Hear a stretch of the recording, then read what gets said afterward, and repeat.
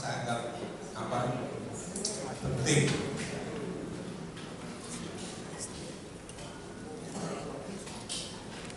Upacara-upacara kurban di perjanjian lama sejak para bapak saya hingga pengetahuan bersama menjadi gambaran ini. Kesimpulannya, semua upacara kurban di kitab Imamat isinya cuma upacara kurban. Peraturan kurban itu begitu detail, begitu sulit. Bapak nonton kan enggak film The Chosen? The Chosen nonton Netflix ya? Saya tunggu yang episode baru ini. Bagus sekali.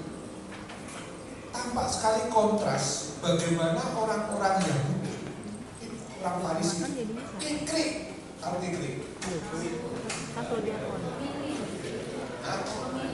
Milih-milih, kikrik itu sangat milih-milih dan sangat teliti, detail.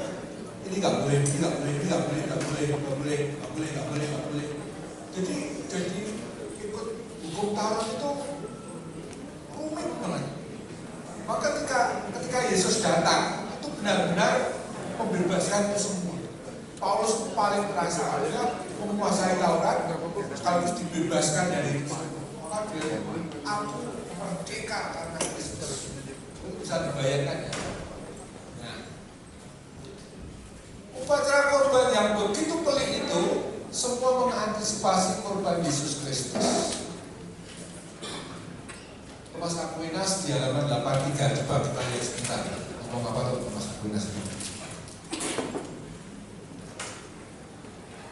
Paling bawah. Korban yang tertinggi ialah korban ketika Kristus sendiri menyerahkan dirinya sebagai persembahan dan korban yang harum bagi Allah. Oleh karena itu semua korban lain dalam hukum lama dipersembahkan untuk menandakan dan menubuatkan satu korban tunggal dan utama yang tidak sempurna melambangkan yang sempurna. Korban-korban PL jadi nama itu tidak sempurna, hanya dalam Kristus. Ini menarik ini. Bentar lagi kan Idul Adha ya. Nah, itu kaitannya kan soal penyembelihan domba. Kata akedah kalau menjadi akikah ya, ada hubungannya itu akikah. Itu arti aslinya pengikatan, harafiahnya pengikatan, isak diikat untuk disembelih. Dipahami sebagai ujian iman Abraham sekaligus simbol kesiapsediaan radikal untuk menyerahkan segala sesuatu demi Allah. Menurut Levinson dan Matthew Levering, kisah ini menunjukkan sentralitas korban dalam relasi manusia dengan Allah, bukan sekedar simbol. Jadi ada dua tafsiran. Tafsiran pertama, Abraham cerita itu sebenarnya hanya simbol belaka. Nanti Abraham juga tahu nanti gak jadi gitu. Ishak itu kan apa? Anak satu-satunya yang resmi dari istri ya, dari Sarah. Kalau si Ismail kan dari Abuja kan beda level.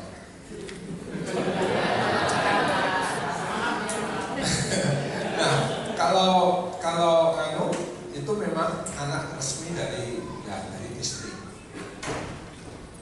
Tuhan berkali-kali sebelum sudah ngomong bahwa nanti dari keturunan ulah, dari anak ulah yang resmi akan lahir bangsa-bangsa. Lah kok sudah punya anak satu aja nunggu 25 tahun. Abraham itu kan dipanggil usia 75, dapat anaknya ketika usia 100 tahun.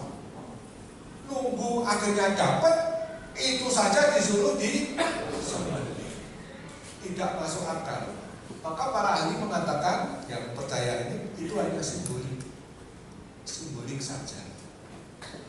Tapi bagi Levinson dan Matthew Levering, ya ini benar-benar memang ada beberapa teks khususnya misalnya hakim-hakim si Yefta itu pernah punya nasar kalau bisa memenangkan melawan Filistin ya itu. Yang ketika pulang siapa yang pertama itu akan kukorbankan kepada. Lah kok anaknya wedok satu-satunya langsung hancur dia. anaknya itu akhirnya kan minta waktu untuk menangisi kegadisannya istilahnya ya. Berapa bulan? Hah? 6 bulan ya. Kemudian pulang-pulang siap untuk dikorbankan di bangkai. Anehnya. Jadi ternyata memang waktu itu ada tradisi macam itu. Tentu saja itu nggak baik ya ngomongin korban anak. Maka penafsiran ini yang saya tulis ini, saya ikuti ini, memang sebenarnya Abraham itu disuruh ngikat Ishak untuk dikorbankan benar-benar. Kalau surat Ibrani itu mengatakan karena Abraham percaya Allah bisa membangkitkan orang mati, gak ada masalah membangkitkan Ishak. Tapi kan memang kebangkitan baru nanti. Oke, dia mencampur adukan kata-katanya. Kembali ke ini, sebenarnya itu menyimpan antisipasi. Ini tradisi gereja kami melihat akedah sebagai prefigurasi perlambangan korban Kristus. Abraham melambangkan Allah Bapa. Karena Yesus itu bukan hanya simbolik dikorbankan, benar-benar mati. Ishak gak jadi, Yesus jadi dibunuh beneran.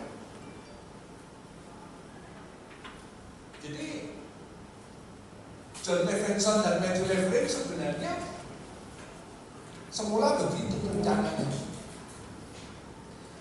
Ishak melambangkan putra terkasih yang diikat manut aja, seperti Yesus sebagai sang putra menyerahkan dirinya. Dan anak domba yang disediakan Allah sekaligus kan itu gak jadi tahu. Akhirnya kan ditanya oleh siapa? Ishak, Bapak mana dombanya? Abraham bilang gimana? Nanti Allah menyediakan. Ini ditafsirkan Allah menyediakan domba. Pada waktunya namanya Yesus. Jadi baik Ishak maupun domba itu semua menunjuk pada Yesus. Tapi poin yang terpenting, akedah itu menegaskan bahwa hanya Allah sendiri yang bisa menyediakan korban sempurna. Abraham tidak bisa. Bagi keselamatan manusia yaitu korban salib Yesus Kristus. Abraham itu diuji kesiapsediaan yang radikal, bahkan mempersembahkan yang paling berharga dalam hidupnya. Dan itu adalah anaknya Ishak. Jadi poin yang terpenting, Abraham diminta siap mengorbankan yang paling dicintai, yang paling radikal, yang paling dicintai, yaitu anaknya. Karena Allah begitu besar kasihnya kepada dunia, sehingga ia memutus anaknya yang tunggal satu-satunya untuk menyelamatkan dengan cara dikorbankan. Jadi akhirnya sebenarnya peristiwa itu melambangkan peristiwa Allah Bapa yang memutus anaknya satu untuk dikorbankan, menggenapi semua korban yang tak sempurna di perjanjian lama. Oke, masuk? Nah, lanjut berarti. Nah, upacara korban dalam hukum Musa. Korban dalam hukum Musa menjadi sistem liturgis resmi untuk memelihara persekutuan dengan Allah. Jadi korban itu hanya intinya tujuannya satu, supaya hubungan Allah dan manusia itu tetap terjaga, terpelihara. Tujuan utama korban penghapusan dosa dan pemulihan kekudusan umat di hadapan Allah. Dosa itu menodai, mengotori kekudusan Allah yang harusnya dihidupi oleh umatnya.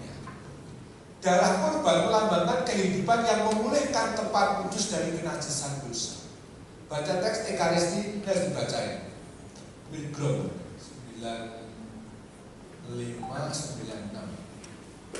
Mari kita buka. Saya sampai merah itu berarti buka. Aku butuh balik tenang. 95.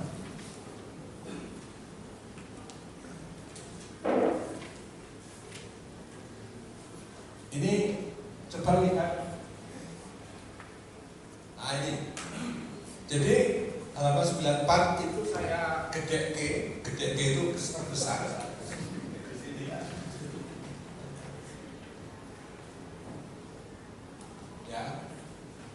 Lihat,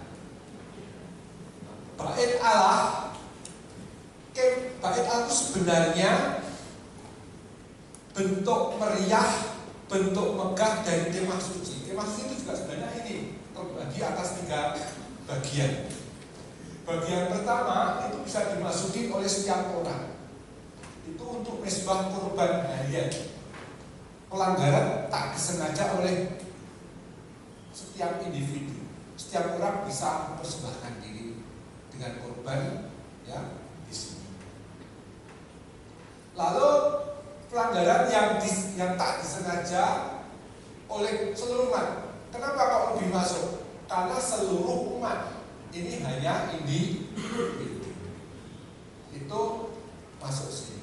Jadi setiap dosa, Pilgrim menjelaskan, setiap dosa itu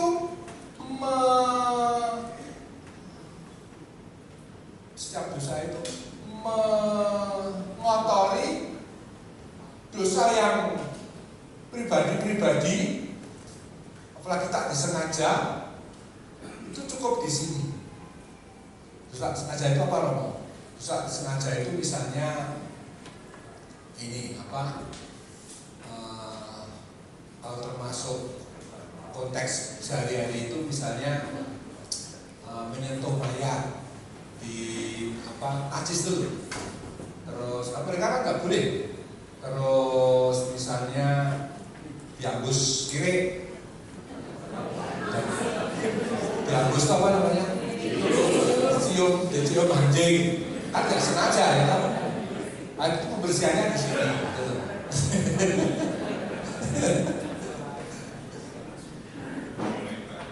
Nah, tapi dosa yang disengaja dan bahkan tidak bertobat itu bisa mengotori bagian terdalam, di mana di situ ada tabut perjanjian yang kudus dari Allah. Ingat, tabut perjanjian itu berisi 2 loh batu tanda kehadiran Allah. Ada hukum dari Tuhan Allah kepada umat saya yang harus dihidupi. Ini kotor. Coba dibaca halaman 95.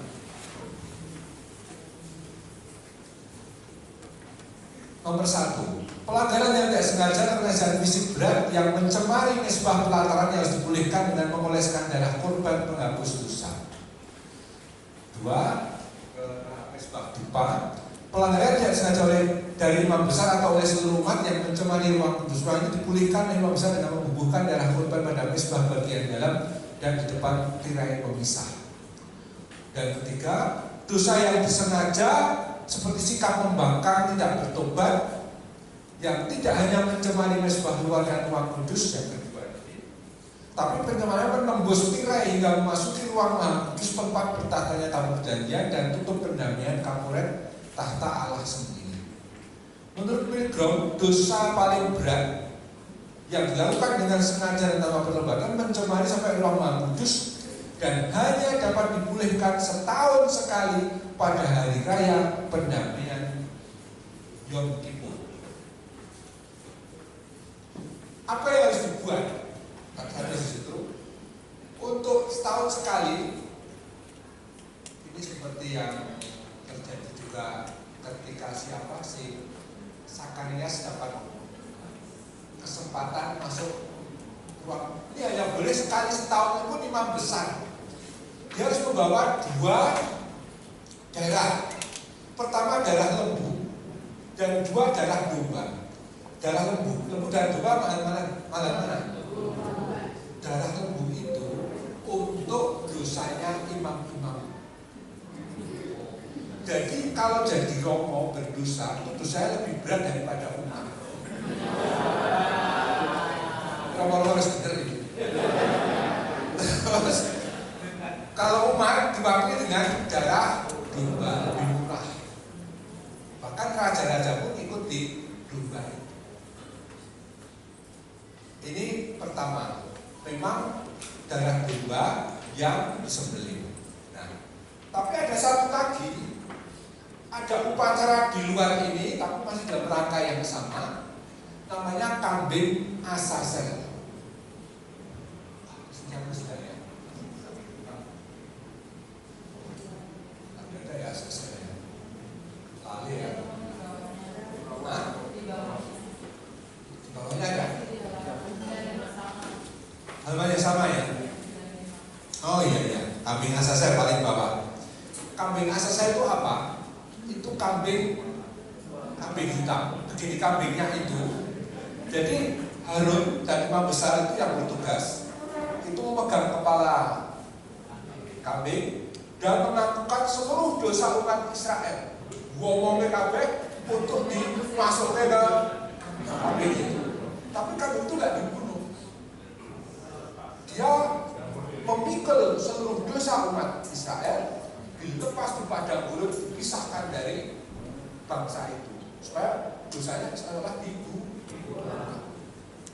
Itu pun simbol Yesus Kristus yang ditolak oleh bangsanya, disalibkan di luar Yerusalem, ya kan?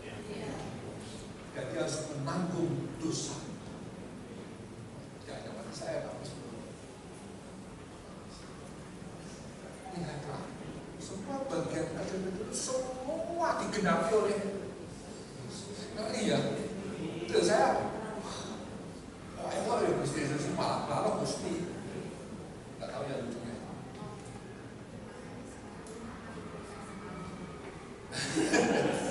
Mengapa Yesus itu hebat? Ya hebat lah, dia Tuhan kok.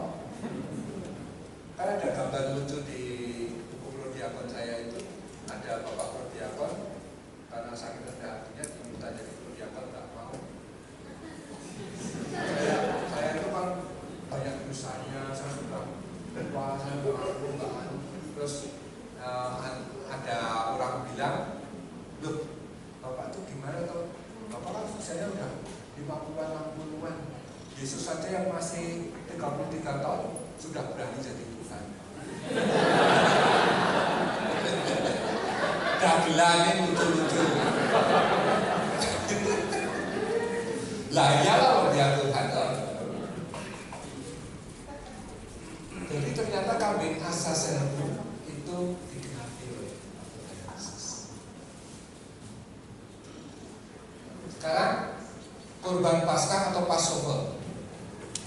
Ini amat penting. Umat Israel harus menyiapkan kurban Paskah dengan teliti, rumit dan cermat, dan harus dilaksanakan setiap tahun di Bait Allah di Yerusalem di DKI. Nomor 102. Betapa korban Yesus itu amat membebaskan, bagaikan aturan yang begitu ketat tiba-tiba diselesaikan. Coba Bapak Ibu tahu nggak repotnya? Perjalanan dari Alam Sutra, dari Jogja ke Bait Allah di Yerusalem itu kan butuh pesawat berapa, belum ditembak Iran sampai ke Yerusalem, ya kan? Bayangkan orang-orang pada waktu itu harus perjalanan jauh ke bawah untuk bekalnya, harus milih domba. Maka orang-orang Yahudi yang orang-orang Farisi, para imam itu kan memperdagangkan domba-domba yang sudah disiapkan. Akhirnya bisnis. Dia lebih mahal. Itu yang membuat Yesus marah itu karena itu. Bait Allah buat dagang, tapi memang itu perlu untuk masukkan, karena kan punya keluarga. Dan orang Yahudi kan wajib mengorbankan domba-domba yang sudah disiapkan itu. Masukkan dong, asik dong. Yesus marah karena pelataran itu hanya dipakai untuk dagang, dipakai duit terus. Maka Yesus marah itu apa? Pasar di mana? Konteksnya itu sudah ditahu ya. Soal biaya, kerumitan domba harus dipisahkan 2 minggu, harus umur setahun, tanpa celah, ya kan? Banyak sekali syaratnya itu, ngeri. Belum samunya tadi, bekalnya tadi. Tiba-tiba Yesus menjadinya berlaku untuk semuanya, sehingga kita yang ada di sini dengan ikut Mesuci Misa Kudus, kita sudah dibebaskan melalui upacara korban. Maka kalau upacara korban Perjanjian Lama berpusat pada satu tempat, korbannya banyak, tempatnya satu. Kalau sekarang terbalik, korbannya satu, Yesus Kristus. Tempatnya banyak. Nah, ya balik lah. Jadi ikut Tuhan Yesus itu membebaskan sama sekali. Dan tenanan itu asli. Begitu peliknya upacara korban dalam perjanjian lama di Taurat dibebaskan. Lalu anak domba Paskah melambangkan Yesus sang anak domba Allah, Yohanes. Darah anak domba menyelamatkan Israel, darah Yesus menyelamatkan manusia dari dosa. Jadi kalau darah anak domba hanya untuk keluarga masing-masing, kalau darah Yesus untuk semua manusia. Anak domba Paskah harus dimakan. Itu juga dengan perjamuan Ekaristi. Kita kan makan daging Kristus, bukan tulang Kristus, ya kan? Kan dalam kisah ada Keluaran bab 12, kan Musa menyampaikan hukum, kalian jangan sampai ada tulang-tulangnya yang dipatahkan. Digenapi ketika Yesus disalib, tidak ada tulangnya yang dipatahkan. Wah, semua itu tergenapi, lengkap pada Yesus. Paskah Yahudi mencapai kepenuhannya dalam Paskah baru, yaitu perubahan dan Ekaristi Yesus. Ini ya, itu saya mau meningkat banyak sekali. Coba buka-buka aja.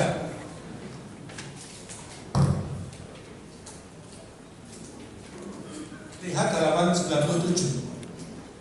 Korban Paskah, Passover. 98, kita buka-buka aja. Ada tahap-tahapnya. Tahap 1 memilih anak domba, mengorbankan anak domba. Tahap 3 halaman 100 mengoleskan darah anak domba, memakan daging anak domba, merayakan Paskah sebagai hari peringatan. Beberapa perubahan dari Paskah pertama hingga Paskah abad 1, ada beberapa perubahan. Ternyata anak domba itu juga disalibkan. Jadi apa yang terjadi pada Yesus itu semua menggenapi apa yang terjadi pada waktu itu.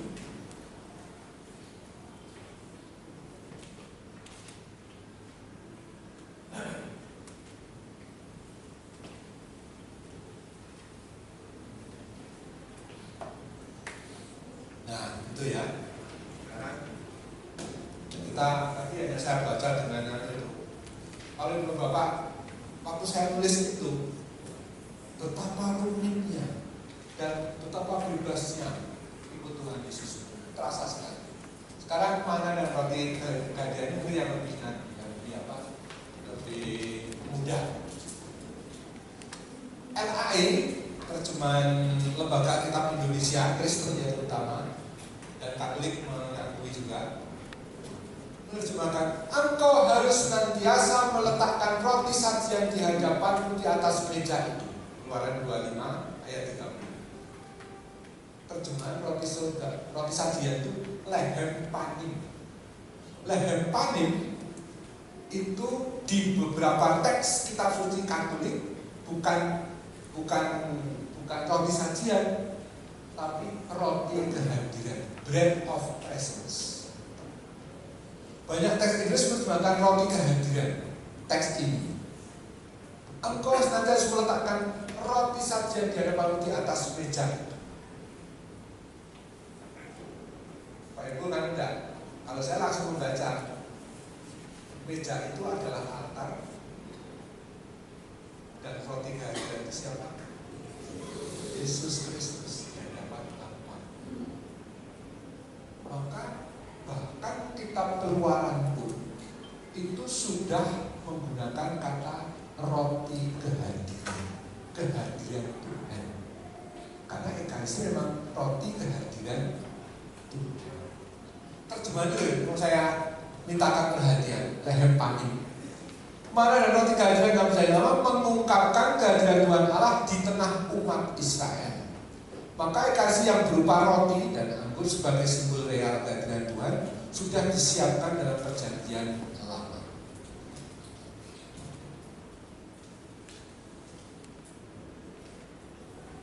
Jadi intinya gini, banyak terjemahan itu karena terjemahan bersama itu tidak selalu mengikuti konteks Ekaristi. Tapi kalau di Katolik itu artinya terjemahnya roti kehadiran. Karena bread of presence itu jelas menunjuk kehadiran Tuhan.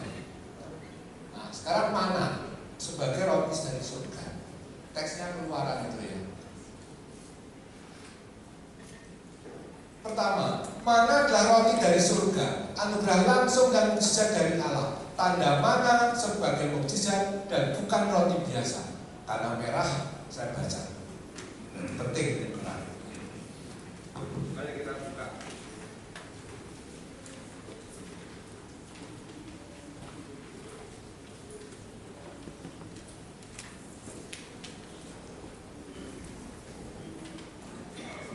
Halaman 107, berikut beberapa alasan bahwa mana itu roti dari surga sehingga suatu mukjizat. Pertama, istilah roti dari surga jelas menunjuk aspek atau ciri mukjizat, intervensi langsung dari Allah. Dua, mana yang dipungut orang-orang Israel itu entah mereka mengambil banyak atau sedikit, kalau diukur selalu saja jumlahnya sama, 1 gomer, sekitar 1 liter, dan tidak akan bertahan lebih dari 1 hari.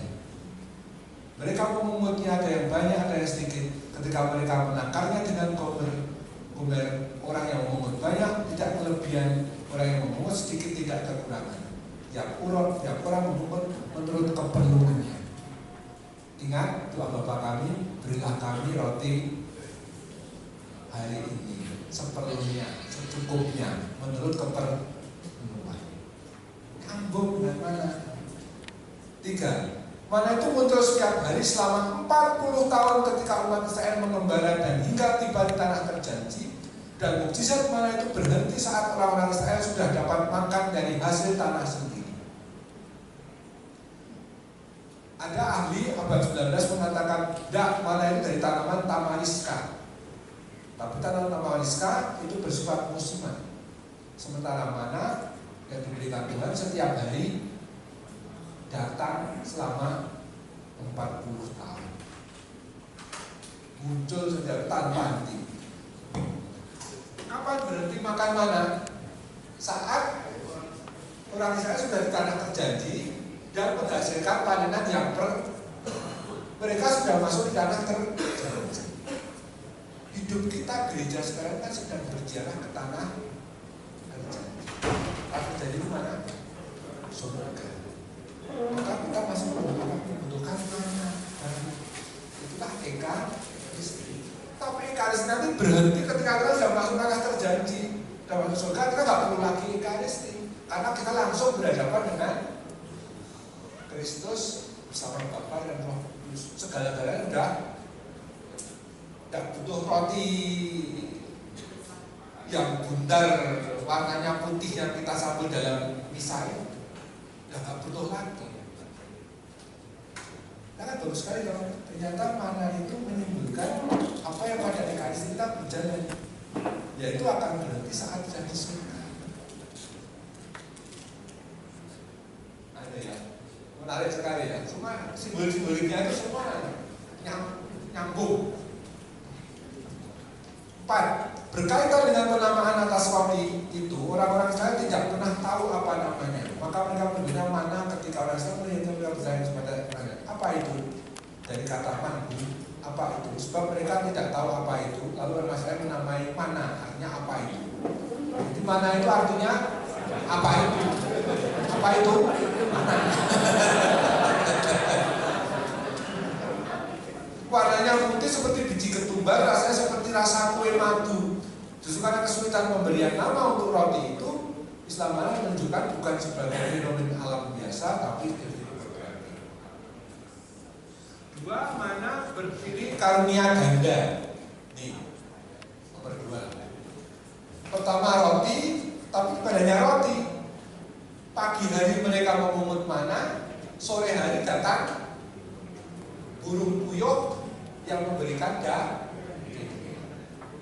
roti, nyambung dengan Yesus sang roti hidup. Daging puyuh menimbulkan juga Yesus yang juga berkata, makanlah dagingku dan minumlah darah. Semua keekaristi. 3. Mana disimpan dalam kemah suci, prefigurasi tabernakel dan adorasi ekaristi. Lihat halaman 108. saya berhenti karena ini agak mudah dan mengesan. Ketiga, 108. Umat Israel tidak hanya makan mana setiap hari, tapi juga menyimpan mana dalam kemah suci yang tabernakel. Kita membaca teksnya. Musa berkata, beginilah firman perintah Tuhan. Ambillah segomer penuh untuk disimpan bagi keturunanmu, supaya mereka melihat roti yang kuberi kepadamu sebagai makanan di padang gurun, ketika aku bawa kamu pada di tanah Mesir. Lalu Musa berkata kepada Harun, ambillah sebuah buli-buli, taruhlah mana segomer penuh di dalamnya dan tempat, karena di hadapan Tuhan untuk disimpan turun-temurun. Dan berkata Tuhan kepada Musa, demikianlah Harun menaruh buli-buli itu dan disimpan di hadapan tabut perjanjian atau tabut hukum. Kemah suci adalah tempat kehadiran Allah yang kudus dan tempat di mana para imam menyampaikan ibadah dan penyembahan kepada Allah. Kemah suci itu bersifat portable, dapat dipindah-pindah. Disitulah mana yang disimpan diletakkan. Mengapa diletakkan di kemah suci? Jawabannya paling masuk akal adalah karena mana itu bukan makanan biasa, tapi bersifat kudus. Bahkan harus dikatakan bahwa karena begitu kudusnya, mana harus diletakkan di ruang maha kudus, tempat paling dalam tadi. Mana itu semua dalam buli-buli emas seperti disebutkan dalam surat Ibrani. Lalu halaman 100 atas, mana yang disimpan dalam buli-buli emas di situ bukan untuk dimakan, melainkan untuk dilihat. Seperti perintah Tuhan di atas, supaya mereka melihat roti yang kuberi kepadamu sebagai makanan kepada ketika kamu keluar dari tanah Mesir.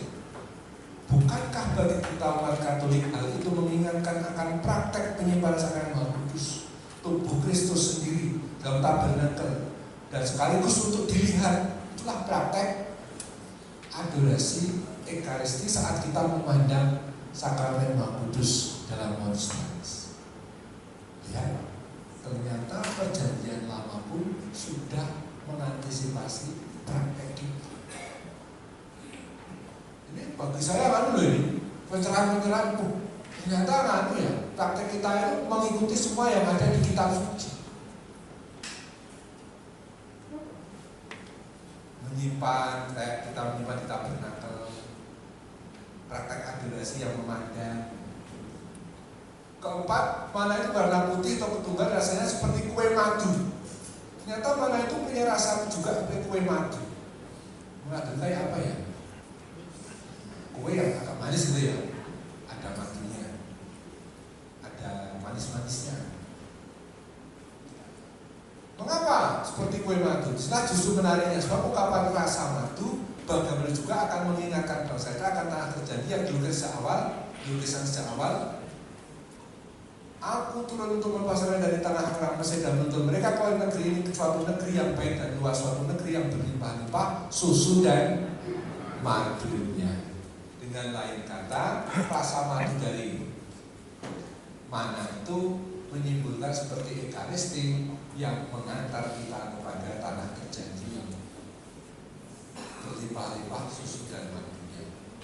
Bahkan dicampur dengan maca, dicampur dengan vanili, sesuai selera. Takkan itu biar nggak ngantuk. Maka mana antisipasi pada dasar roti? Bapak, oke? Tercerahkan bahwa ternyata yang disimpan di ruang Maha Kudus, baik Allah itu simbolnya kayak Ekaristi, praktek kita sekarang tabernakel. Roti kehadiran. Tuhan berkata pada Musa, kau senantiasa meletakkan roti kehadiran lehem panim di hadapan di atas meja itu. Ada perbandingan menarik. Kitab suci, kemah suci, tabut perjanjian, menorah roti kehadiran. Gereja tabernakel, menorah itu ini lampu abadi, lilin yang apa ya itu, ya.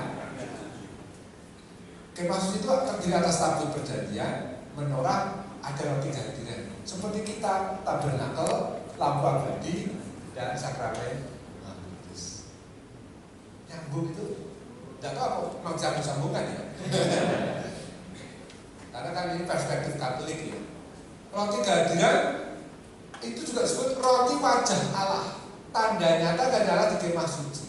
Ditumpahkan bersama roti dan anggur di meja emas dalam ruang kudus. Berdasarkan konteks perjamuan surgawi Musa dan para tua-tua yang tadi saya sebut, habis perjanjian Sinai, mereka naik melihat wajah Allah dan mereka makan minum. Prefigurasi Ekaristi memandang roti Ekaristi, memandang wajah Yesus yang hadir. Roti wajah Allah artinya dalam Ekaristi kita memandang wajah Kristus sendiri yang hadir. Bread of presence. Roti perjanjian abadi. Di Imamat juga dikatakan itu. Tanda perjanjian abadi dengan 12 suku Israel, persembahan abadinya tamid yang senantiasa tamid artinya tetap. Persembahannya tetap dan hadir di hadapan Allah. PL mengenal dua macam korban. Satu, korban berdarah dan korban tak berdarah berupa roti dan anggur. Kok roti dan anggur? Karena persis Ekaristi juga roti dan anggur. Nah, saya harus ngomong Melkisedek, Imam Agung Melkisedek. Halaman berapa? Kok gak ada huruf merahnya ya? Coba lihat halaman berapa itu? 116.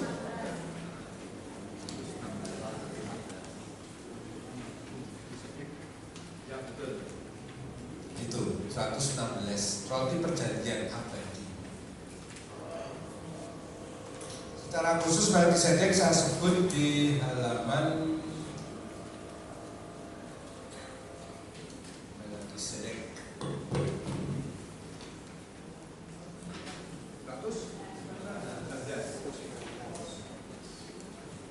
119 paling bawah.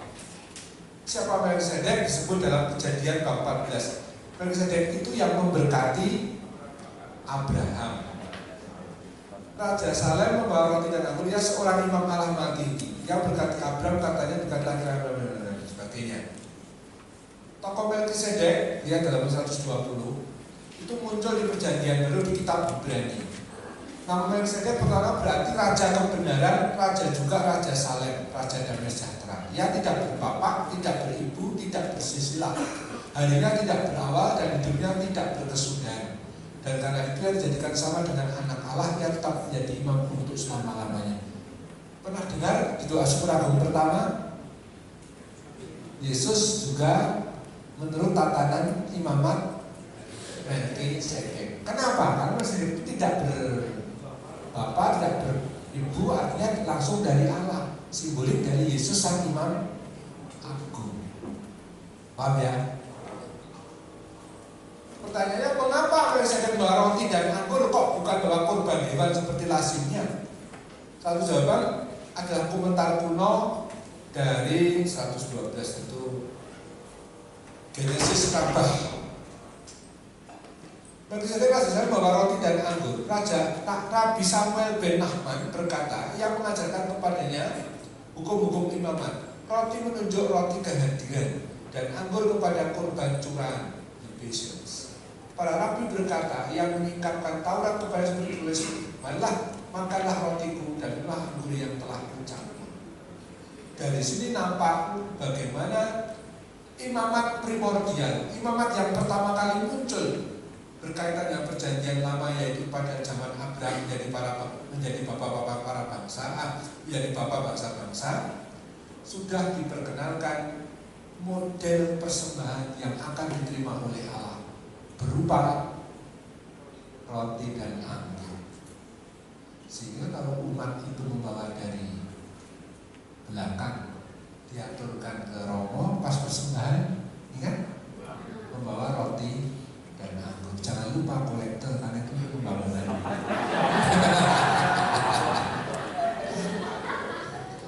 Tapi yang boleh masuk di atas altar hanya roti dan anggur yang nanti akan diubah menjadi tubuh dan darah Kristus.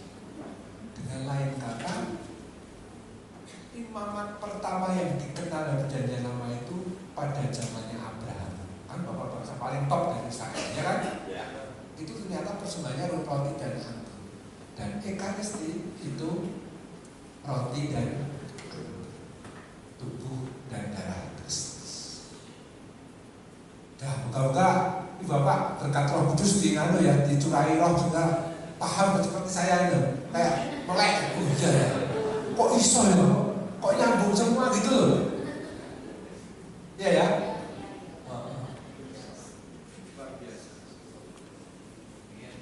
Maka bagi saya semakin dengar-dengar apa dengar pelanggaran itu kayak nggak bisa apa iso mekanis.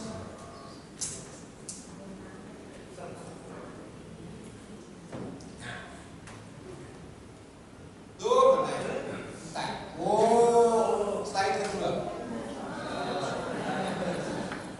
Berarti perjanjian lama habis. Manjat baru. Wah ini juga rame. Wah keren kok. Ayo ini aku dulu ya.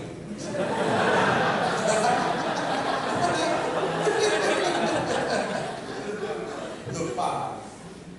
Sudah sejak awal Ekaristi menjadi pusat hidup, pusat gereja liturgi, pusat liturgi gereja. Ada 4 bagian yang saya perdalam. Perjamuan makan Yesus dalam pewartaan kerajaan Allah, perjamuan malam terakhir yang menjadi dasar penetapan Kristus Yesus, Ekaristi dalam kekasan teologi masing-masing, penulis perjanjian baru, ini yang benar-benar baru. Bapak Ibu kalau mencari Ekaristi dalam Matius apa ya? Ada berhalaman-halaman itu. Lukas sampai ada, Markus ada. Wah itu pokoknya sip. Iya. Lalu Ekaristi dalam kekasan masing-masing. Keempat, sebuah teologi saya lalu merangkum sintesiskan Ekaristi dalam perjanjian baru apa saja. Sekarang bisa makan Yesus dengan kerajaan. Kalau ngomong Ekaristi, ngomong wafat dan kebangkitan Yesus yang kita kenangkan, kita hadirkan dalam perayaan Ekaristi, jangan lupa, jangan dipisahkan dari karya Yesus yang selama 3 tahun seluruh hidupnya diabdikan untuk mewartakan kerajaan Allah. Kerajaan Allah menjadi pusat dan pokok pewartaan Yesus. Jadi Yesus itu berjalan yang dipikir dan diomongkan kerajaan Allah. Duduk saja sama murid yang diomongkan kerajaan Allah. Tidur saja mimpinya. Seandainya mengigau pun saking menjadi pusat. Seandainya saya nggak tahu juga sih. Kerajaan dalam arah Yesus itu berdiri eskatologis, yaitu yang akan datang, menggenapi semua yang ditunggu-tunggu orang Israel. Musa baru, bait Allah yang baru, Exodus baru, tanah terjanji yang baru, semua itu digenapi dengan kata kerajaan Allah. Intinya masa keselamatan, penyempurnaan dunia, pemulihan kembali. Teks Lukas 4:18-19 itu gambaran kerajaan dinanti-nantikan oleh orang Israel dan diwartakan 100 oleh Yesus. Roh Tuhan ada padaku dan Ia telah mengurapi aku untuk mewartakan kabar baik kepada semua orang. Kepada itu loh orang tertawa itu apa? Ingat gak? Saya kok lupa deh. Lukas 4.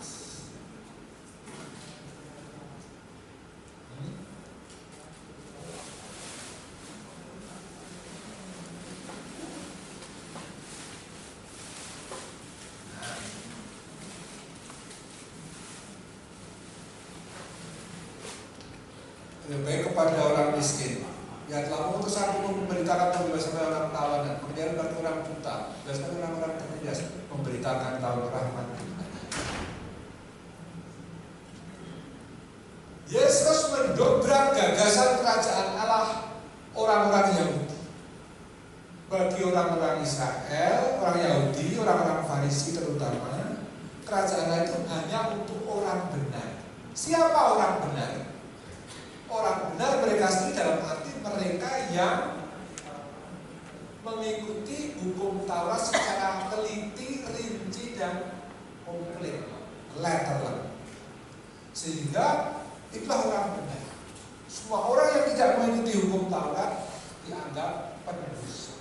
Apalagi orang-orang yang sudah tertutup karena dosanya, sakit kusta, buta. Bagi mereka semua penyakit dan semua kerapuan, semua kemiskinan itu efek karena mereka berdosa. Yesus datang, mendobraknya apa?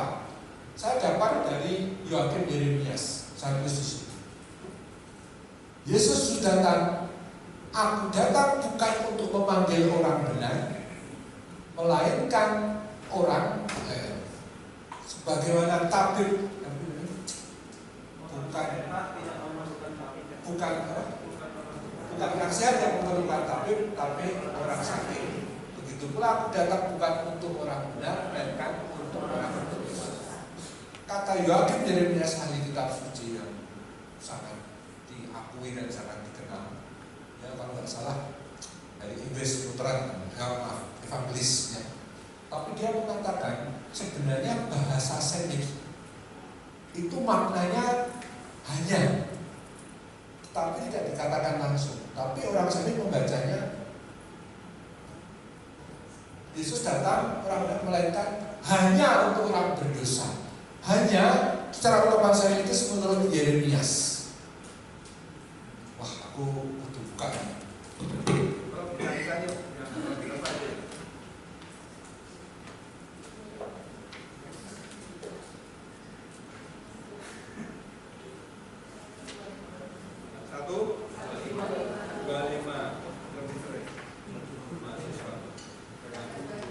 Ya, saya Yeremias itu yang halaman kata hanya.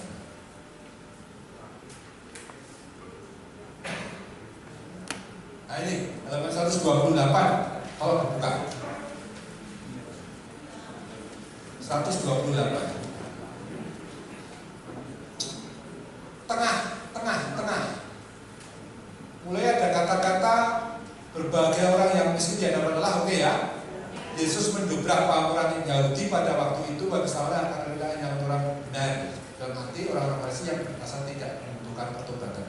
Jadi mencatat bahwa bahasa Semit itu seringkali tidak mengungkapkan selain kata hanya sebagai pernyataan eksklusivitas, tapi makna di balik struktur kalimat mesti dibaca dalam pengertian eksklusif. Contoh paling konkret dalam hal ini kata-kata Yesus tadi, bukan nasihat tadi. Dalam hal ini kita mesti membaca kata-kata Yesus dalam pengertian orang Semitis zaman itu. Yesus datang memang bukan untuk orang benar, melainkan hanya untuk orang berdosa, dan itu mengagetkan. Jadi menurut makna Semitis yang kita mesti membaca kata Yesus, aku datang bukan untuk orang benar, melainkan hanya orang berdosa. Dengan lain kata, Yesus itu memang datang untuk mencari khusus untuk orang-orang berdosa. Dan ingat, bagi orang-orang Yahudi waktu itu, semua orang asing, termasuk orang alam sutra. Pulau Gebang kan ada ya? Mana? Ayo, banyak sekali Pulau Gebang. Pulau Gebang itu kalian kafir. Kita itu semua, apalagi orang Bantul kayak saya, orang Jogja, itu termasuk pendosa bagi orang Farisi. Tapi sudah dicari Yesus, kita. Jadi berita ini sangat apa namanya? Memberi harapan. Memberi harapan. Tanda paling eksplisit adalah tindakan perjamuan makan Yesus dengan para pendosa. Yesus kan sering dong mengadakan perjamuan dengan hadir, ikut diundang atau mengundang. Saat dengan Lewi diundang atau mengundang? Diundang. Tapi di Lukas 15 itu Yesus yang mengundang. Orang-orang berdosa biasanya datang kepada Yesus lalu makan.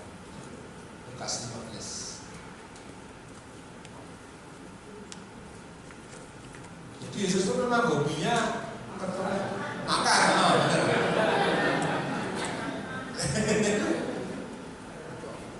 Para pemungut cukai dan orang-orang berdua semuanya datang kepada Yesus untuk mendengarkan Dia. Bersungguh-sungguh orang-orang Farisi dan pelajar katanya, orang ini menerima orang berdosa dan makan bersama mereka. Jadi laporannya mereka pun makan bersama Yesus. Dengan makan bersama itu tanda Yesus menerima mereka, para berdosa.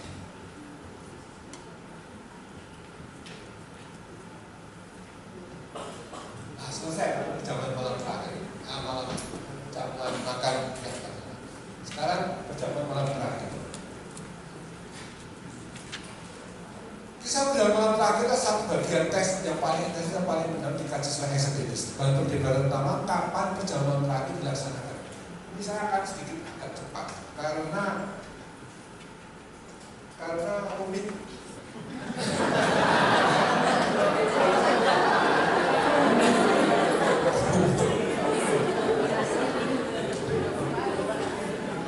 Pertanyaannya itu, perjamuan terakhir Yesus malam itu terjadi pas saat perjamuan Paskah Yahudi atau bukan? Ya, itu para ahli berbeda pandangan karena Injilnya sendiri pun kacau Injilnya. Sinoptik itu menempatkan Yesus perjamuan Paskah, perjamuan malam terakhir Yesus malam itu pada Injil sinoptik justru pas perjamuan Paskah Yahudi. Di Injil Yohanes sebelumnya. Yesus datang dua kali. Oh ya. Kok beda itu ya? Jadi Injil Yohanes itu berkata lain, itu perjamuan terakhir itu bukan. Tapi ini tafsiran para ahli berdasarkan beberapa teks yang masuk akal. Dan itu saya bahas di hipotesa sinoptik dan Yohanes. Hipotesa sinoptik mengatakan Yesus menghadap perjamuan terakhir saat perjamuan Paskah Yahudi. Di Yohanes Yesus justru persiapan Paskah Yahudi. Kelompok SNI itu mau mendamaikan, yaitu orang-orang Yahudi perjamuan Paskahnya mengikuti kalender bulan, sementara orang-orang SNI melihat Yesus itu bersama para murid itu mengikuti kalender matahari. Bukir itu. Nah, tetapi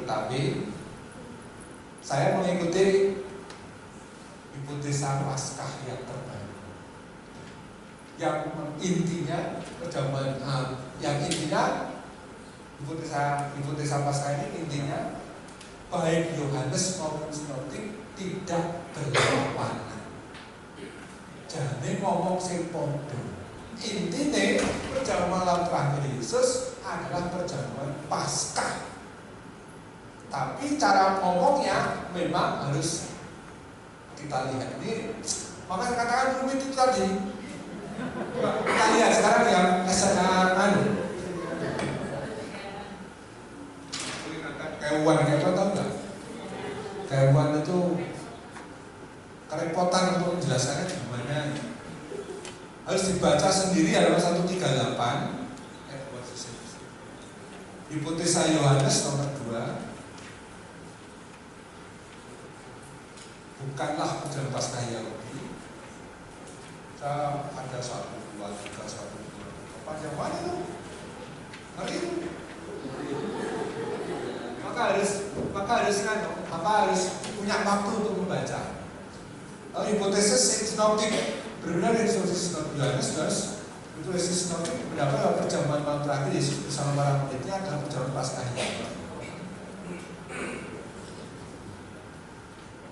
Nah, sekarang lihat hipotesis Paskah.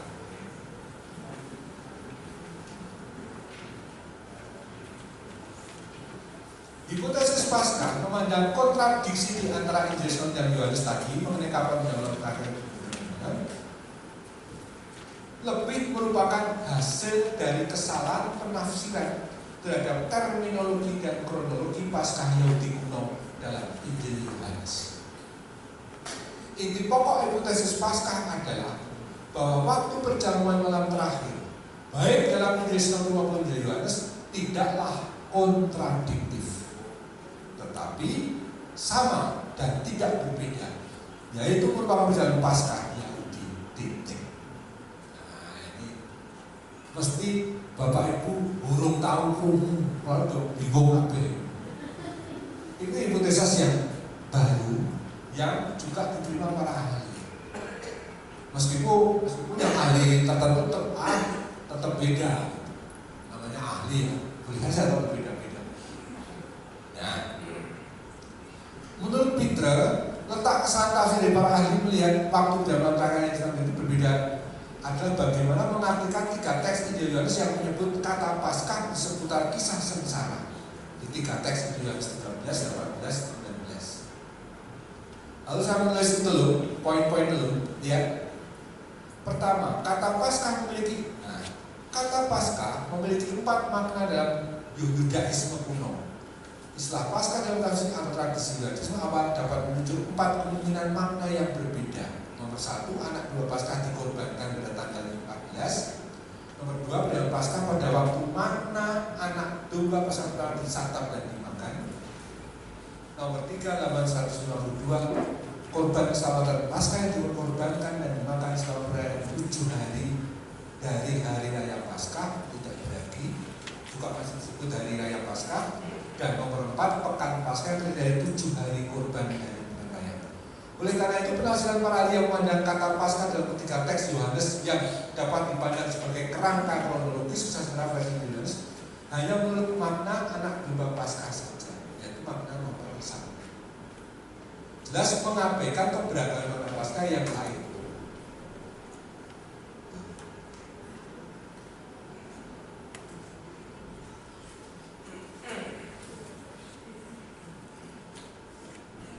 Angel loh, Angel.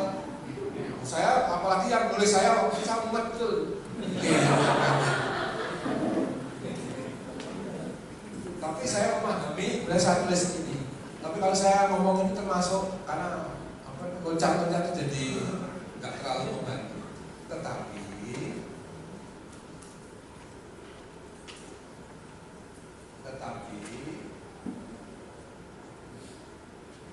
halaman 157 singkatannya. 157 kutipan dari Brad Peter. Brad Peter itu teolog eksegit Katolik. Singkatnya, apabila bukti-bukti kronologis dalam Injil Yohanes ditafsirkan dalam konteks linguistik, sastra dan historisnya, terdapat alasan yang kuat untuk menyimpulkan bahwa tanggal perjalanan malam terakhir dalam Injil Yohanes dan Injil Sinoptik pada dasarnya adalah sama. Kisah perjamuan malam terakhir Yesus dimulai pada sore hari tanggal 14 Nisan, berlanjut sepanjang malam tanggal 15 Nisan, keesokan para murid yang merayakan perjamuan Paskah bersama, berpuncak pada penyaliban Yesus tanggal 15 Nisan, hari pertama dan perayaan Paskah 7 hari yang dirayakan oleh orang-orang Yahudi di Yerusalem. Dan sehari sebelum Sabat yang pada tahun itu bertepatan dengan hari raya persembahan berkas hasil pertama di Bait Allah. Coba lihat halaman 158 kronologinya ini. Itu buatan saya, tapi dibantu dari hipotesis Paskah Brad Peter tadi dan dari Joel Green, Dictionary of Jesus and the Gospels. Nah, itu hari Minggu kalender kita, Kamis siang sore. Jadi kita kalau Kamis sore itu, Kamis putih ya, itu tanggal Yahudinya 14 Nisan. Ingat ya, tanggalan Yahudi itu berganti kapan? Jam 6 sore saat matahari terbenam. Maka 14 Nisan sampai matahari terbenam. Maka sebenarnya Kamis malam mulai jam 6 itu sudah mulai 15 Nisan. Peristiwa pokoknya penyembelihan anak domba Paskah di Bait Allah. Nah, orang Injil Yohanes itu juga mengkaitkan dengan penyembelihan anak domba Paskah. Lalu keterangan religius guru secara Kristiani, konteks Yahudi Paskah dalam arti korban anak domba Paskah, makna Paskah satu, data nafsi itu. Kamis malam 15 Nisan awal yang disebut dimulai matahari terbenam, perjalanan Paskah Yahudi hari raya itu saat dirayakan hari raya Paskah pertama. Ya.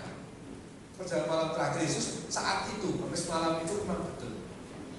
Betul memasuki tri hari Paskah, pertambahan kasih Yesus konteks Yahudi perjamuan Paskah Yahudi untuk makan daging domba Paskah, makna Paskah nomor 2. Tadi itu ya. Halaman 159, Jumat pagi siang 15 Nisan. Ingat, Jumat pagi siang sore sebelum jam 6 itu masih tanggal yang sama dengan Kamis malam. Ya, 15 Nisan. Itu hari raya Paskah juga dalam arti luas, sekaligus hari raya roti tak berani. Yesus ditangkap dan dihadiri di depan ketika dalam Injil Yohanes mereka tidak berani memasuki ruang pengadilan karena mereka belum makan Paskah. Itu bukan Paskah yang tadi malam, tapi Paskah yang hari itu yang nanti Paskah juga. Jadi jangan menafsirkan hari raya Paskah itu cuma semalam, itu 7 hari yang dijelaskan dengan hipotesa Yohanes. Semua masuk akal karena Yesus itu sang anak domba Paskah. Karena Injil Yohanes tekanannya di sana. Yesus ditangkap, diadili, Jumat Agung untuk kita semua. Jumat siang sore Yesus disalibkan dan wafat. Jumat Agung 15 Nisan siang sore dari Paskah, selain itu roti tidak berbagi. Jumat Agung pukul 3 sampai sore puncak, Yesus anak domba Paskah yang dikorbankan.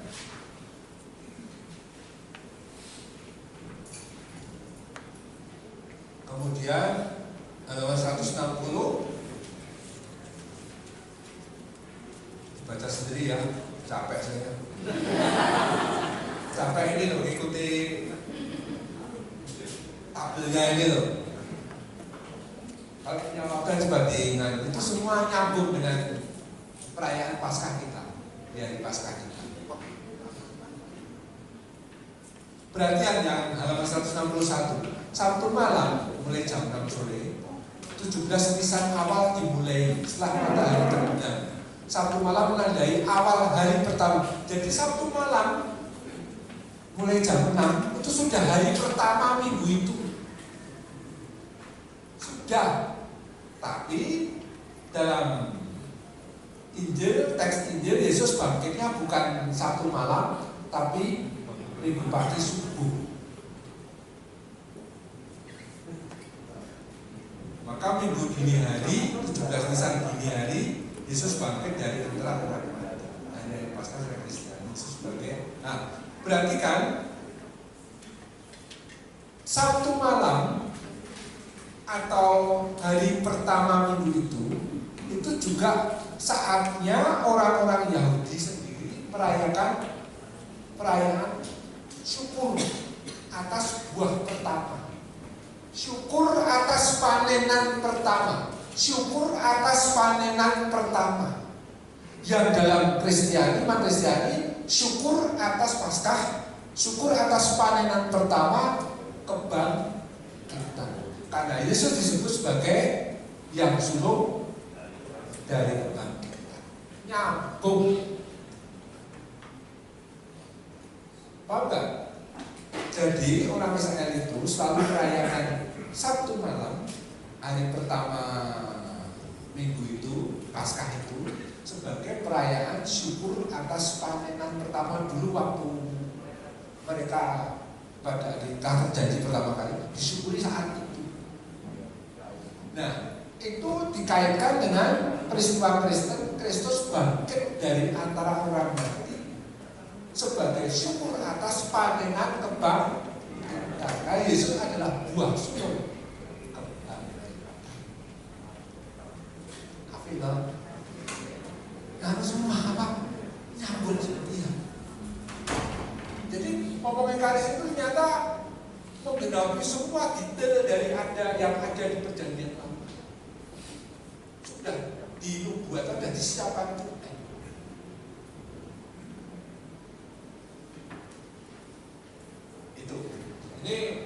Ini ya, udah yang kita baca ya. Masih cukup waktu ini, masih ya. Ini saya agak cepat aja, karena akhirnya juga sih. Ada 4 teks kelompok Paulus Lukas, kelompok Markus Matius. Ngomong Bapak Ibu, dipala sedikit. Terlalu berat ya. Tapi menarik, bagus ya. Ya memang keren ya, bahannya keren. Daging semua.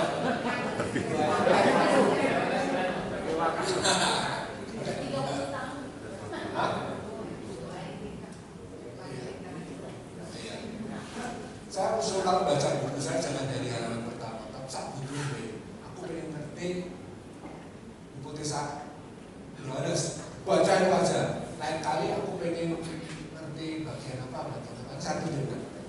Jadi lama-lama nanti kan tambah. Syukur-syukur sebelum malaikat maut selesai begini.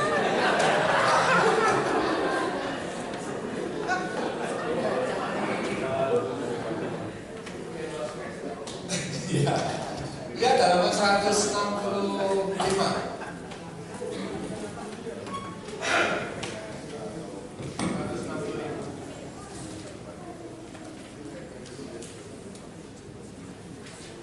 Silah keempat teks Lukas kisah institusi. Yesus bangkit atau tahun 30, wafat bangkit atau tahun 33, sekitar itu. Tradisi awal terbentuk Ekaristi kisah institusi tahun 35. Oke. Itu ternyata terpecah menjadi 2 tradisi. Kita ingat di Kisah Rasul, gereja perdana, gereja induk di mana?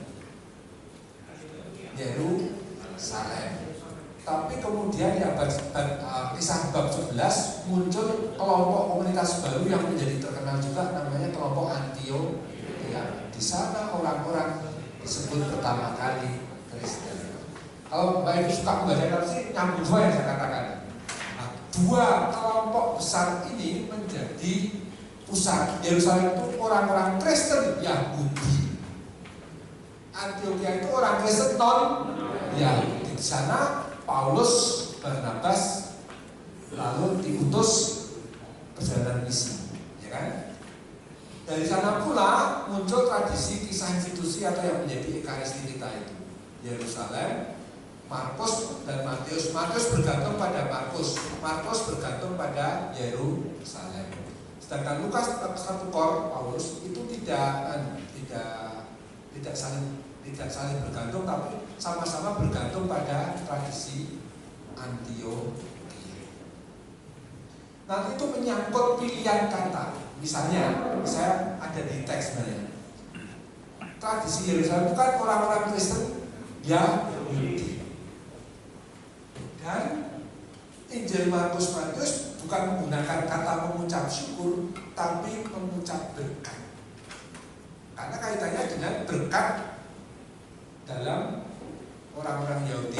Berkat itu bagi orang Yahudi, berkat itu Allah memberkati kita dan kita memberkati Allah.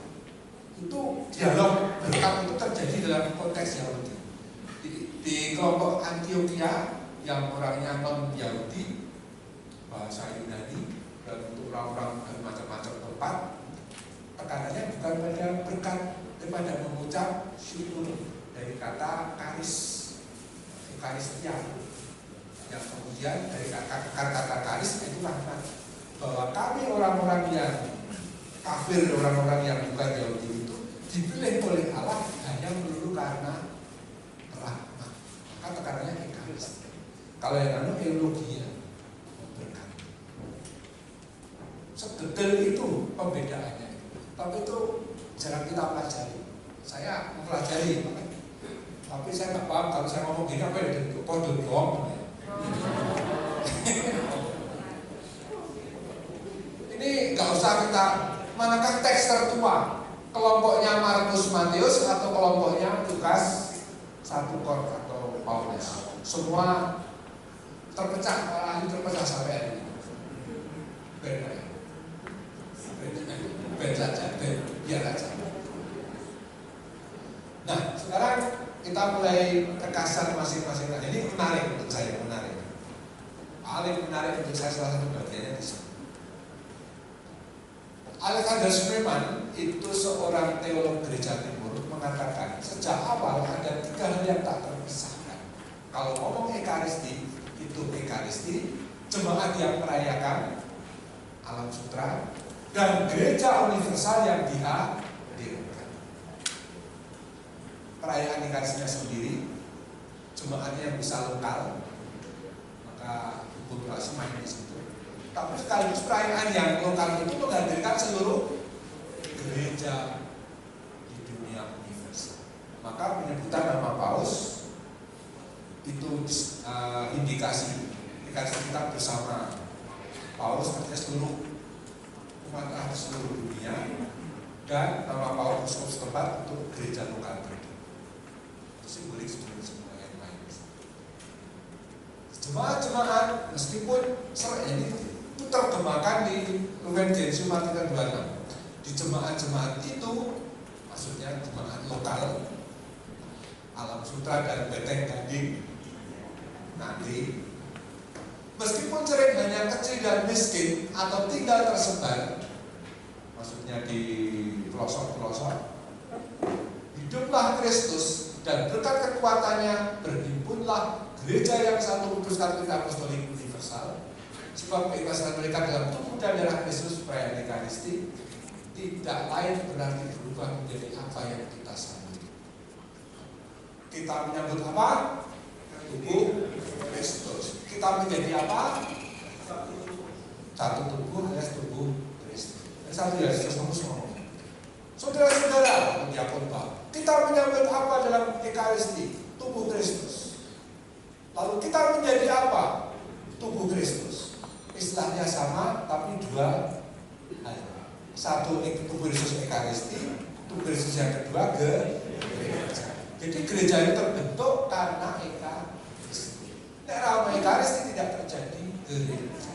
De facto ibu bapak mambu gereja. Bau gereja itu kapan? Saat misa hari umat itu kan ketemu sesama, yang kan pas hari Minggu. Juga ngomong hari Sabtu pagi juga ada namanya seminar udaku. Ya, tapi itu kan orang-orang terpilih ini saja. Ada yang daftar. Tapi umat pada umumnya kan kumpulnya itu ya hanya hari Minggu pas misa. Jadi misa itu saat umat itu merasakan betul aku bagian dari gereja Katolik. Ya kan?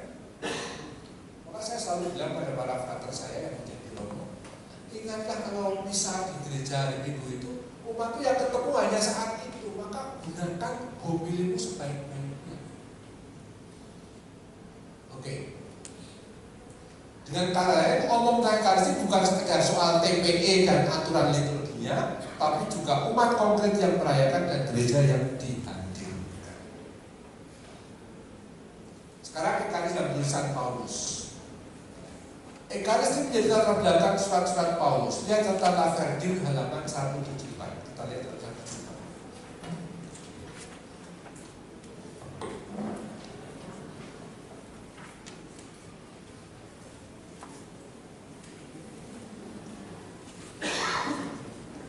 Halaman 74, kutipan dulu ya.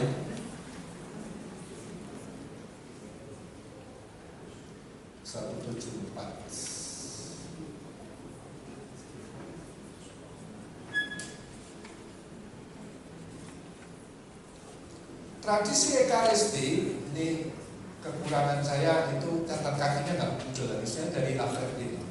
Tradisi Ekaristi merupakan bagian dari diri Paulus yang ia wartakan pada semua gereja. Dan tradisi ini mempengaruhi setiap suratnya. Karena surat-surat tersebut dimasukkan untuk dibacakan dalam perhimpunan liturgis, Paulus menuliskannya dengan konteks itu dalam benaknya. Ia menyesuaikan salam, berkat, doa, dan nada yang berasal dari perayaan liturgi lalu menggunakan dalam surat-suratnya sehingga surat itu memiliki bentuk yang khas apostolik dan ekaristis. Surat-surat itu juga memiliki nada homiletis yang kuat yang menunjukkan bahwa ketika menulisnya Paulus membayangkan dirinya sedang berbicara secara langsung pada Jumat yang berikut dalam perayaan ekaristis. Bahkan beberapa bagian dari surat-surat Paulus mungkin merupakan adaptasi dari homili dalam mana yang menanggapi persoalan-persoalan yang sama. Ini dari Laverdir, ya. Eugene Laverdir.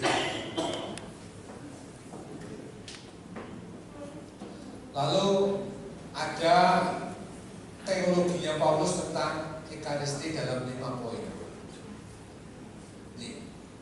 Ekaristi sebagai ketetapan Tuhan Yesus. Lakukanlah sebagai peringatan akan aku. Maksudnya teruslah melakukan ini. Dari Fitzmayer, saya seorang Yesuit, yang mengatakan begini. Kata-kata Allah sebagai mengatakan aku itu artinya makanlah, teruslah melakukan ini, yakni lakukan tindakan yang sama seperti yang sedang melakukan. Lakukan itu sebagai kenangan aku atau sebagai peringatan. Anamnesis Yunani itu mengikuti makna biblis. Dalam arti maksudnya supaya seumur hidupmu engkau teringat akan hari engkau keluar dari tanah Mesir. Apa yang diingat itu hadir, terjadi. Jadi berbeda dengan mahasiswa saya ketika ujian lisan datang terus catanya ini dia tahunya nggak siap, terus dia diam terus menundukkan kepala. Ini saya bilang, Pater, bukan saatnya durasi di depan saya. Tetapi tolong jawab pertanyaannya, jangan malah diem durasi. Makin panik gitu.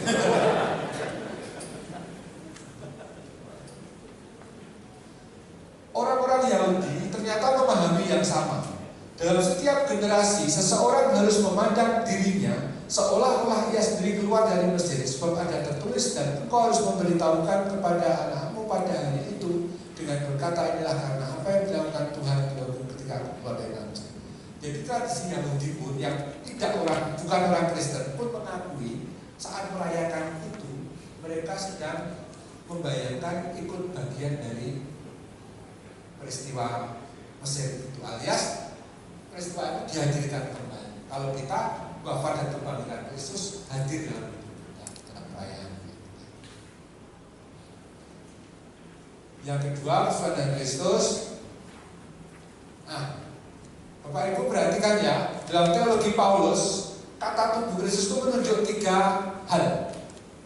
Tubuh Yesus yang dilahirkan Bunda Maria, yang sengsara dan wafat, yang berkumpul dengan para murid selama 3 tahun. Tubuh Yesus yang kedua itu gereja, yaitu atau dalam arti eklesial. Yang ketiga Yesus dalam arti ekaris. Tapi ketiganya nggak bisa dipisah. Tubuh Kristus Ekaristi menghadirkan tubuh Kristus yang ini, tapi hanya dihadirkan bersama gereja. Ini catatan ada di buku semua. Ekaristi sebagai hadirat sakramental Yesus Kristus, tubuh dan darahnya arti real sakramental. Ekaristi sebagai partisipasi dan buah penebusan Kristus, dimensi soteriologis. Nah, perhatikan, ini sok banyak yang nggak paham. Nah, dengan Syukuran 2 ini kan gini, sungguh kuduslah engkau ya Bapa, sumber segala keputusan. Maka kami mohon kuduskanlah persembahan ini, dan curahan rohmu akan menjadi bagi kami tubuh dan darah putra Tuhan kami Yesus. Sebab ketika Ia diserahkan, jangan ditafsirkan diserahkan oleh Yudas, salah. Banyak yang berpikir bertanya pada saya bahwa seandainya Yudas Iskariot itu tidak menyerahkan Yesus, kan nggak ada penyaliban. Sepertinya logis, tapi kita mesti nggak ngomong seperti itu. Yang benar, Ia diserahkan itu bukan oleh Yudas, tapi Allah yang kok ada gitu. tipe-tipe. Allah yang menyerahkan putranya. Paulus ngomong. Maka sebenarnya yang menyerahkan tetap Bapa. Ketika yang diserahkan Bapa untuk menyelamatkan kita. Lalu peran Yudas gimana, Rob? Peran Yudas itu bagian dari kesalahan manusia yang menyebabkan Yesus wafat. Tapi Yesus wafat untuk menyelamatkan kita, itu memang sudah menjadi bagian dari rencana keselamatan. Contoh lain mudah dipahami. Apakah Yusuf itu kemudian menjadi orang kedua Firaun? Yusuf anak Yakub kan dijual oleh itu kan tindakan jahat. Tapi ternyata apakah Allah setuju dengan tindakan jahat? Enggak pernah setuju Allah. Apakah Tuhan Allah menyetujui Yudas? Enggak setuju. Tetapi kesalahan kata-kata Yusuf itu bagus juga. Bila kalian mereka-reka yang jahat, tapi Allah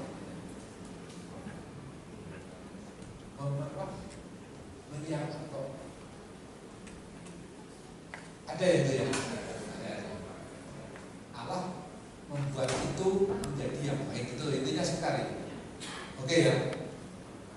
Begitu pula orang ikut blessing in disguise. Untung kok karena penderitaan. Untung.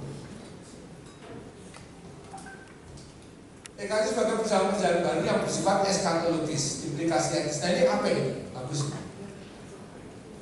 Pahami kali dalam ajaran Paulus, penghinaan terhadap orang miskin itu sama dengan menyangkal kekudusan Tuhan, sama dengan menghina gereja. Coba lihat di buku ada sih.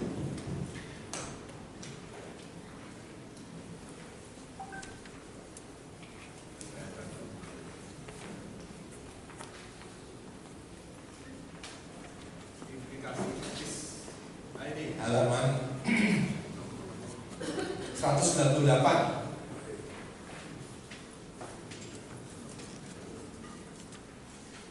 Kutipan 1 Korintus 11, 27-29. Jadi siapa sih yang dengan cara tidak layak makan roti atau minum cawan Tuhan, yang berdosa terhadap tubuh dan darah Tuhan. Karena itu adalah tiap orang menguji diri sendiri dan berdosa itu makan roti dan minum dan cawan itu.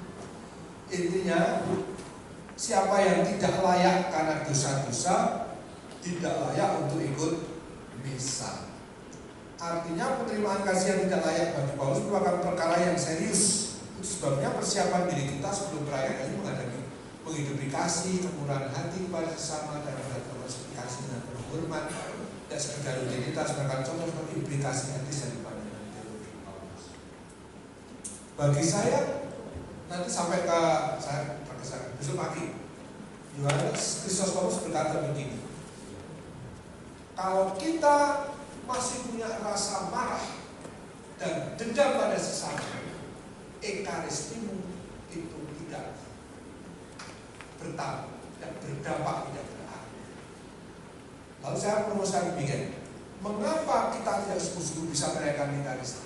Karena dalam diri kita masih ada rasa dendam, rasa marah masa ini. Itu membuat istilahnya itu kalau obat. Itu Bapak Ibu minum obat bersama-sama dengan minum susu. Obatnya masuk tapi tambah. Jadi kenapa kita ekaristi berkali-kali tapi nyatanya kita tetap berdosa? Karena padahal kudus yang dimasukkan, tapi diri kita tadi itu makan minum susu atau lagi yang alkohol, ya kan, makan durian, kalau udah obatnya tawar semua, gitu loh. Maksudnya seperti itu, menyangkal besar. Sekarang sinoptik. Kisah institusi dalam sinoptik tepat dalam satu konteks perjamuan makan. Yesus dan karyanya pada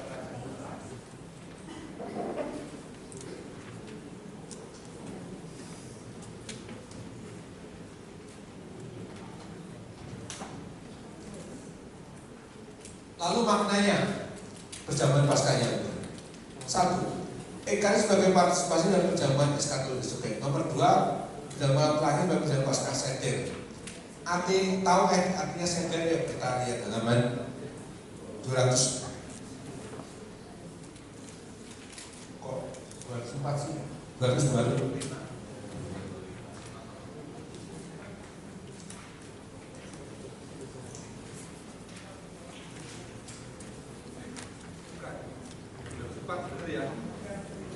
Benar 204. Itu ada angka 2 itu salah. Itu ada kata seder 204 sampai ada 205 itu. Bisa dibaca apa itu. Para pengiris nanti mengidentifikasikan perjalanan malam terakhir sebagai perjalanan Paskah yang seharusnya disebut perjamuan seder. Hal ini penting karena seder Paskah merupakan perayaan liturgis yang syarat dengan tema penebusan dan syukur. Dan seterusnya. Panjang lah tuh baca sendiri ya.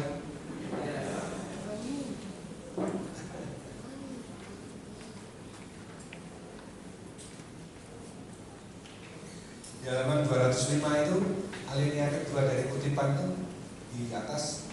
Para peserta Yahudi diharapkan memandang perayaan Paskah lebih dari sekedar mengenang sejarah masa lampau. Mereka diajak untuk menghayati kembali peristiwa Exodus, seakan-akan mereka sendiri keluar kembali dari Mesir dan mengecap kembali keselamatan dari Tuhan. Dengan demikian Paskah dibangun sebagai kenangan liturgis memoriale ketika masa lampau dan masa ini bersatukan dalam satu perayaan. Jadi kalau kita merayakan Ekaristi itu bukan menghadirkan kembali Yesus yang berkorban kembali seperti tujuan kita teman-teman, tapi peristiwa yang sama dan sama 2000 tahun yang lalu dihadirkan menurut esensinya. Nanti Thomas Aquinas yang menjelaskan apa itu substansia, aksidensia itu akan saya jelaskan.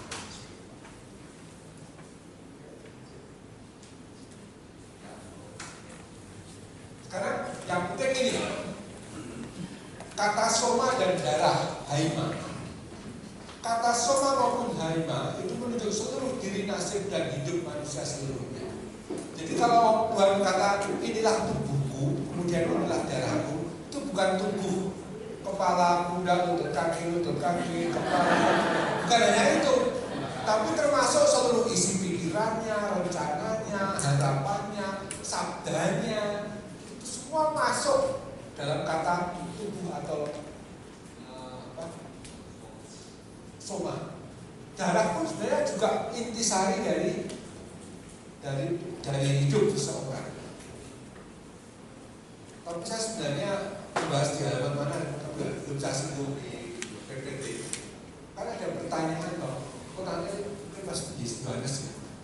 Bagaimana ketika orang Yahudi bingung, bagaimana Yesus ini omong makanlah dagingku minum darahku. Padahal minum darah itu kan di perjanjian lama dilarang. Karena darah itu pusatnya hidup atau nyawa seseorang atau hidupnya seseorang. Tapi kita jawabnya nyaman sekali. Ya, yang kita sambut itu bukan daging dan darah Yesus dalam arti Yesus berangkat itu oleh para murid, tetapi dalam rupa simbol roti. Ketika Yesus mengatakan inilah tubuh, bukan dia pegang roti, bukan pegang. Kayak gitu ya kan? Lihat. Jadi nggak ada masalah sebenarnya. Ada di halaman di mana saya lupa, tapi ada saya katakan. Nah, Ekaristi menjadi sinoptik. Nah ini menarik. Ini yang saya merasa kita harus membaca nanti. Pada waktu TPI 2020 mau diundangkan, dimaklumkan, Bapak Kadra Suwaryo WA saya. Intinya minta tolong Bapak Marto dicarikan argumentasi terjemahan untuk semua orang. Karena apa? Karena teks bahasa Latinnya itu promultis. Promultis itu kalau diterjemahkan secara harfiah bagi banyak orang. Sementara terjemahan kita semua orang. Dan ada banyak ahli, entah liturgi, entah apa saya tidak paham. Banyak dia bilang bahwa soalnya banyak ahli yang minta ahli liturgi terutama supaya diterjemahkan secara harafiah. Jadi bukan sekarang kan tetap pakai yang semua orang. Itu karena sebenarnya berhasil untuk benar-benar memaksakan. Tapi juga karena saya beri pertimbangan. Intinya gini, terimalah dan minumlah kamu semua dilakukan dalam kerjaan memperhatikan bahkan bagimu dan bagi semua orang. Terjemahan Inspira kan itu, tapi aslinya kan promultis untuk bagi banyak orang. Nah, kan nggak semua, tapi ternyata saya akan tunjukkan bagaimana Donahu dan Harrington itu memberi komentar yang sangat bagus. Penghargaan karya Kristus penebus dan pengampun dosa makna logis. Penggunaan terjemahan banyak orang itu menjadi semua orang amat penting untuk baca komentar Donahu dan Harrington. Yuk baca ya. 210. Ini juga saya pakai karena saya mengikuti teks para ahli. Saya juga bilang ke Bapak Kardinal waktu itu. Bagi banyak orang, lihat kutipan yang diindah itu ya. Oke. Dalam ungkapan Yunani hyperpolon mencerminkan rumusan pra-Markus sebelum Injil Markus ditulis. Dengan mana wafat yang Yesus selalu dipahami sebagai wafat demi atau untuk orang lain. Ungkapan itu juga menggema pada teks Markus 10:45 yang menyatakan bahwa anak manusia datang untuk menyerahkan nyawanya sebagai litron antipolon, tebusan bagi banyak orang, yang latinnya promultis. Istilah banyak dalam bahasa Inggris sering dipahami sebagai lawan dari semua. Maaf, teman-temanku ahli liturgi jatuh di sini. Karena mereka tidak mempelajari ahli kitab suci. Istilah banyak dalam bahasa Inggris juga sering dipahami sebagai lawan dari semua. Tapi dalam penggunaan Aram dan Ibrani, ungkapan banyak, baik di sini maupun dalam Markus 10, dapat dipahami secara inklusif. Misalnya di Yeremias. Dengan demikian inklusif apa? Maksudnya untuk semua orang. Dengan demikian Yesus menurut Markus memahami bahwa segera terjadi itu bersama melahirkan suatu komunitas perjanjian yang membawa manfaat bagi seluruh umat manusia. Lihat catatan saya. Dari catatan di sini jelaslah bagi kita bahwa ungkapan banyak orang memang secara harafiah terjemahkan kata Yunani hyperpolon artinya promultis. Meskipun begitu, penafsiran atas ungkapan hyperpolon dalam Markus sebagai penebusan Yesus untuk semua orang bukan tanpa dasar mengingat makna asli Inggris. Dari ungkapan banyak orang dimasukkan secara inklusif yaitu semua orang. Halaman catatan kaki 247. Hal itu tampak melalui pilihan penerjemahan kata-kata institusi doa syukur agung kita tetap menggunakan kata semua orang, bukan banyak orang. Penafsiran untuk semua orang bersumber pada paham keselamatan yang dianugerahkan Allah melalui Yesus memang untuk semua orang. Dan Ia Kristus adalah pendamaian untuk segala dosa kita. Bukan untuk dosa kita saja, tapi juga untuk dosa seluruh dunia. Dengan lain kata, penafsiran semua orang itu sangat iblis dan sesuai dengan konteks Ibrani pada waktu itu. Penerjemahan letter ke promultis yang diafsirkan dilawankan dengan semua itu lebih pada terjemahan model Inggris. Tapi di bahasa Jerman misalnya für alle itu untuk semua. Nah, ketika saya mengatur pada beliau terjemahannya tetap pakai für alle, dia mantap. Kalau Itali per tutti untuk semua. Mudah. Yang demikian sangat sah penerjemahan semua orang. Itu latinnya promultis. Tapi itu sempat ramai sekali.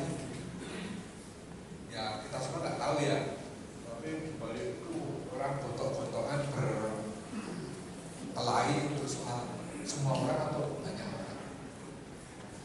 Puji Tuhan, sebenarnya waktu itu dikasih ketua kami yang menang semua masuk. Saya sejak awal setuju dengan semua orang. Mereka harus mencari dasar. Satu depan berbagai ahli itu, termasuk langsung dari teks tentang penafsiran perjanjian baru yang paling berbobot dari Gerhard Kittel. Saya punya kebalnya sekian. Saya beri mahal sekali. Dan itu langsung teks bahasa Yunani atau terjemahan semua saya kutip. Hanya untuk mempertahankan kata semua orang. Jadi aman kita itu secara teologis aman.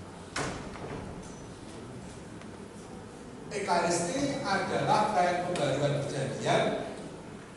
Ekaristi sebagai kenangan akan Kristus. Jadi sebenarnya semula bukan dari liturgi tapi dia mengatakan gini, kata kenangkanlah aku lakukan sebagai kenangan akan aku itu sebenarnya semula tidak ada. Karena apa? Karena bagi para murid pertama itu sudah dengan sendirinya dilakukan mengingat Yesus minta itu. Tapi ketika murid-murid pertama makin habis, para rasul makin habis, tetap dirayake besok di alam sudah.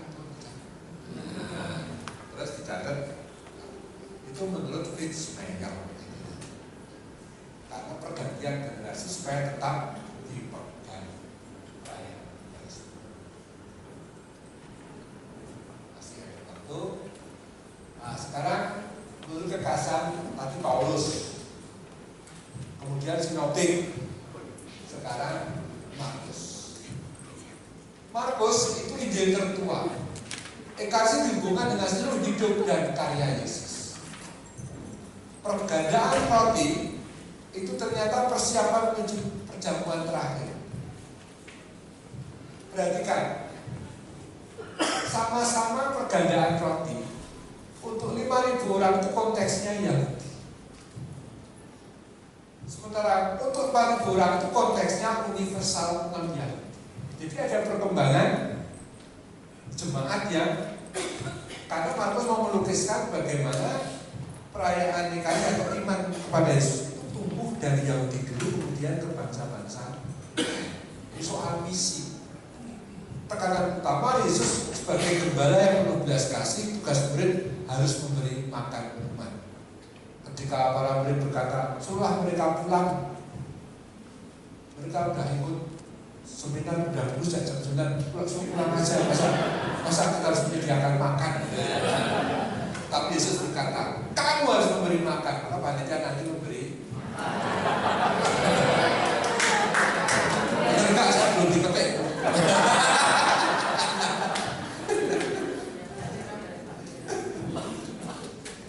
Itu ya, para murid harus memberi.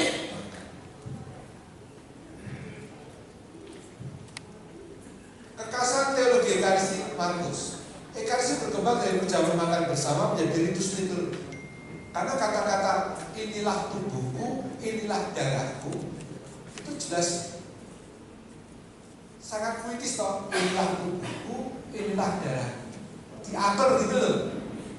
Itu bagi para ahli berarti apa? Berarti sudah perayaan liturgis. Sudah apa namanya? Sudah depannya sudah masuk dalam tata perayaan itu supaya enak loh. Kalau orang Sunda itu kan dibuat apa namanya teratur gitu loh, supaya apa enak, sistematis. Puncaknya pada perjamuan malam terakhir pokoknya sudah ditulis ilah tubuhlah ya. Kasih tahu pada Markus, dikasih berarti minum piala yaitu ambil berbagian dalam sengsara wafat dan kebangkitan. Bacalah Filipi 2:21.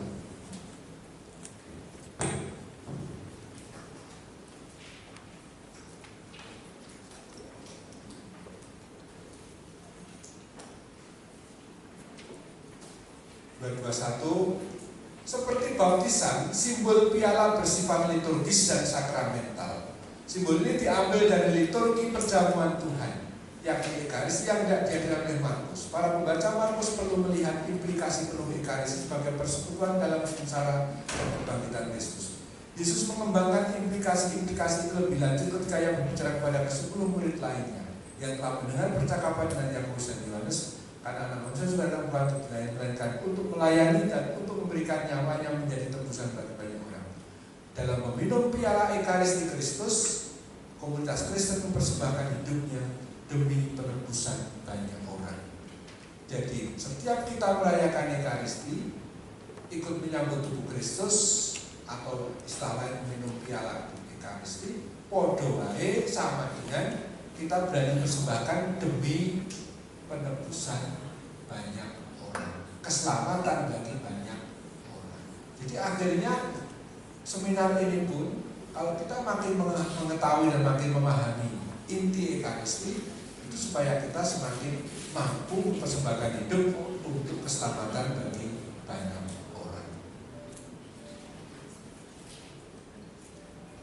Itu Injil Markus. Saya tutup begitu. Ini karena nanggung kalau mau ke Matius saya. Baik, Romo. Ya, kita siapkan makan. Jadi kita makan siang ya, tapi kita mau doa. Tapi belum pasti Romo, mau doa Ratu Surga.